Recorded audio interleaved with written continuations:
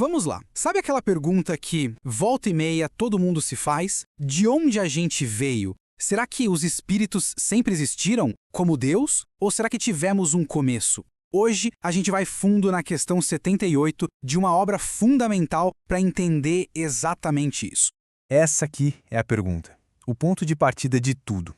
E a resposta, gente, ela não só define quem somos, mas também como a gente se relaciona com o Criador. É uma daquelas ideias que muda a perspectiva de tudo. Para a gente organizar o pensamento, vamos caminhar por 5 etapas. Primeiro, a gente entende a fundo a questão. Depois, a natureza de Deus.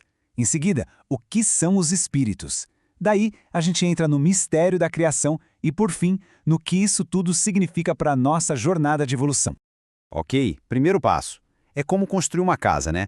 A gente precisa começar pela fundação. E para entender a criação, primeiro a gente precisa ter uma ideia clara do Criador. Deus é o nosso ponto de partida imutável. A palavra-chave aqui é essa, eterno.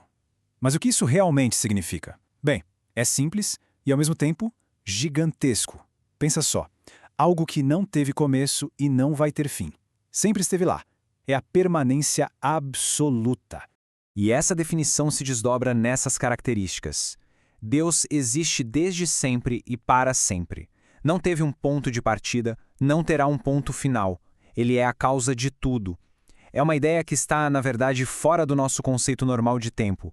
Certo, é entendido que é eterno e que Deus é eterno. Vamos agora nos colocar na equação. E nós, os espíritos? Onde a gente entra nessa história? Aqui, a distinção entre quem cria e o que é criado é fundamental.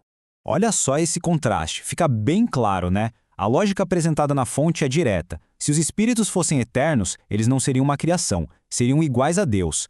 Como somos obra, como fomos criados, então, necessariamente tivemos um começo, um ponto de partida.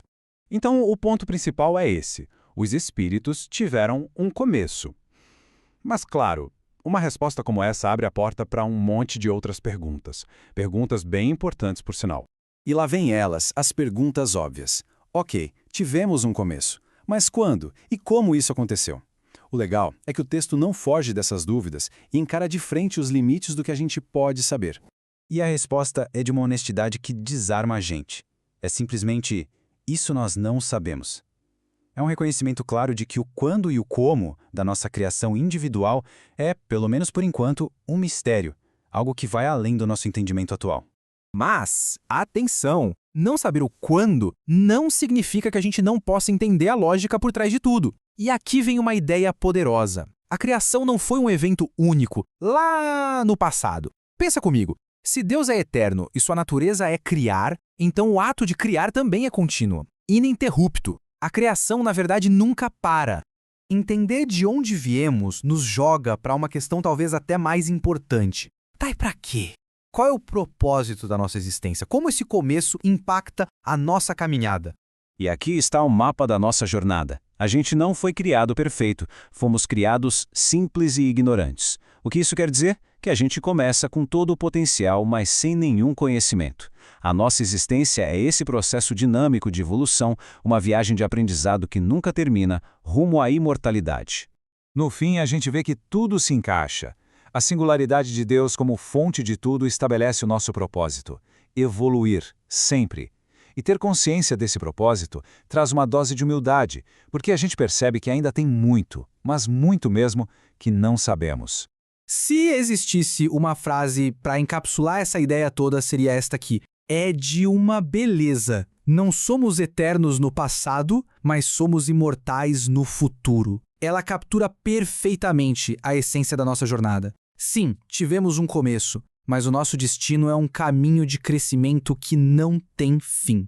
E isso deixa a gente com uma reflexão final, né? Se a nossa jornada é evoluir o tempo todo, a pergunta mais importante não é mais de onde viemos. A pergunta passa a ser: qual é o próximo passo da minha evolução hoje? O que cada um de nós pode fazer agora para nos aproximar um pouquinho mais desse futuro imortal?